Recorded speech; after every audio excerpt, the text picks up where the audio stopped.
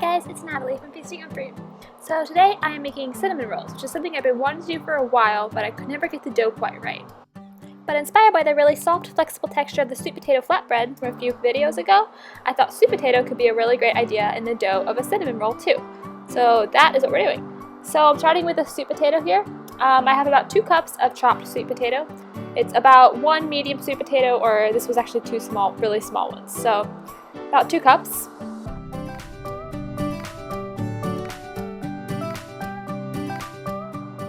Then you're going to add that to a pot with 1½ cups of water. You're just going to boil this on the stove until the sweet potato is really nice and tender when you test it with a fork.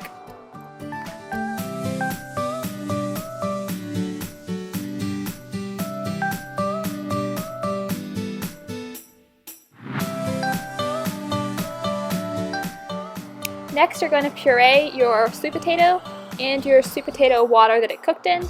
That water is really important, don't drain it out because it has a lot of starchiness to it as well. So there it is, all pureed, and then just set this aside while we make the date paste that's going to go in the filling and the dough. So this is about 16 pitted medjool dates, and you're going to blend that with 1 cup of water.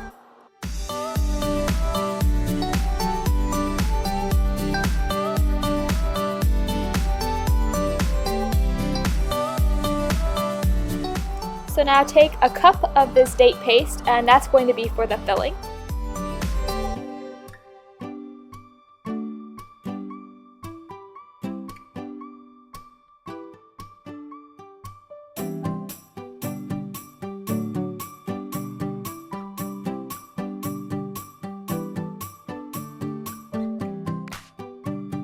Because I wanted to have that really sweet cinnamon caramelized, delicious, gooey filling, I added a 1/3 cup of coconut sugar and 1 teaspoon of cinnamon. Now if you want to leave the coconut sugar out and just use the date paste, that's fine, it just won't be quite as sweet.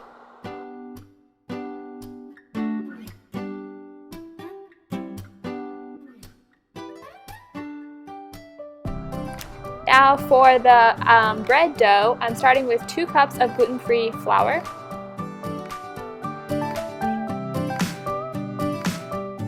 This is the King Arthur gluten-free flour blend, which is awesome because it's totally gum-free. And to this, I'm adding 1 cup of tapioca flour. I get a lot of questions asking if you can substitute something for the tapioca flour, and honestly, tapioca is really important here. It has a lot of binding power and a lot of stickiness to the dough, so I'm going to say no. Now 2 teaspoons of baking powder and 1 teaspoon of baking soda.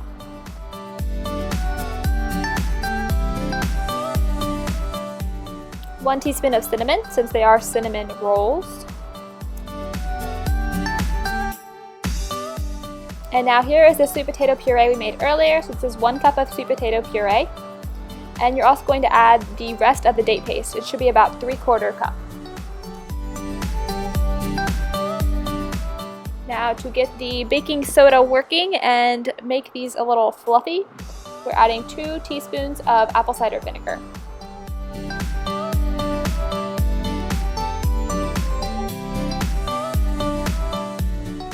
Then you're just going to mix, knead. It should form a pretty slightly sticky, really supple dough.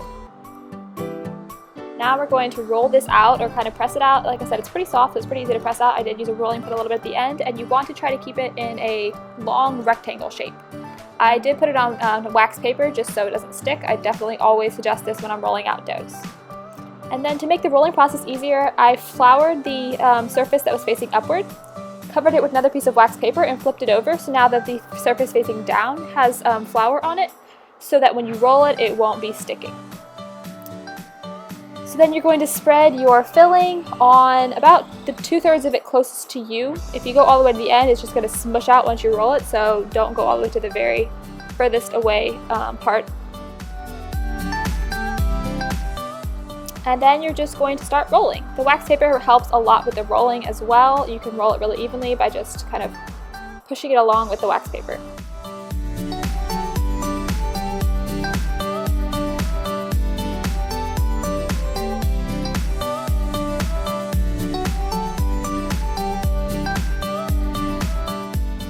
And then you're going to slice this cinnamon log into About 8 rolls is what I got. I cut off the end a little bit too because the end just gets really like small and not like a really whole roll. You could bake it if you wanted to. And I highly suggest making these in a muffin pan, otherwise you might end up with cinnamon blobs instead of rolls.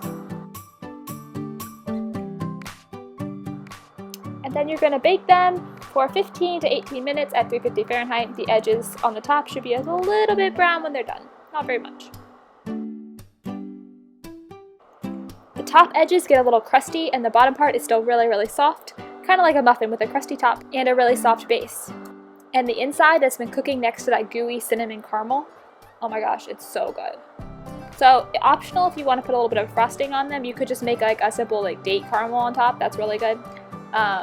Or you can just whip up some coconut whipped cream, which is what I did here, and put that on top. You could even thin it out and drizzle it like a glaze. So many options here, or just nothing, they're really good by themselves too.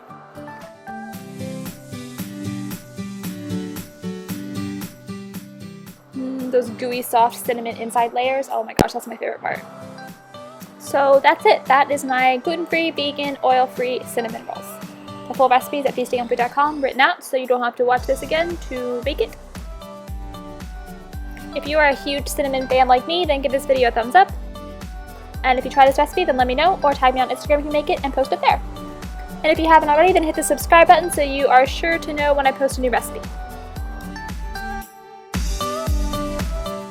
Thanks for watching, bye guys!